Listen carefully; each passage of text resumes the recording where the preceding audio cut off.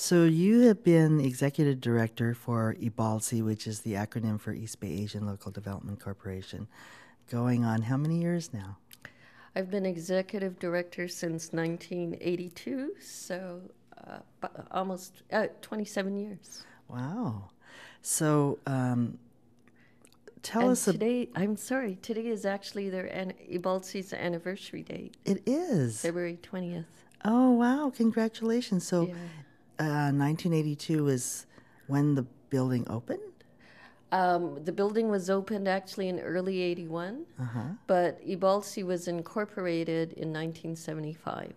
EBALSI in the beginning were these idealistic students who thought, well, we'll just volunteer our time. And many of those organizations that are still housed in the building on 8th and Harrison still continue to remind the community that it's advocacy and services.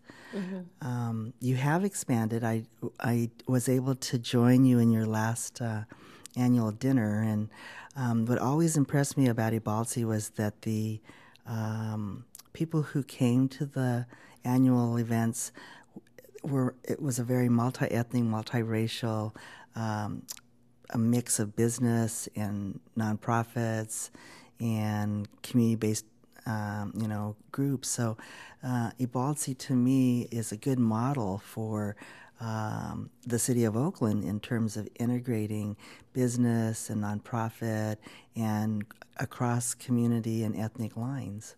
Oh, thanks. I think one of the challenges we had as we wanted to do affordable housing in the Chinatown neighborhood, which is where we started, is that land is very expensive in this neighborhood. And we're fortunate to be able to do one project that the city gave us quite a bit of money for. But we realized that the incoming Asian community populations, especially the Southeast Asians and Filipinos and others, were moving. Were not settling in Chinatown because there wasn't any room. So they were moving into West Oakland and East Oakland. And so we made a conscious decision to follow them and to build housing there. But we also were very sensitive to the fact that there were many long-standing communities who were already in those neighborhoods, such as African American and Latino residents. And so what we sought to do is we built housing in West Oakland and East Oakland was to create partnerships with local community groups and make decisions together as to what was going to get built and to share some of the work as well as share some of the fees. And I think that's worked well for us over the years, in that it's enabled us to do a lot more building in a collaborative way.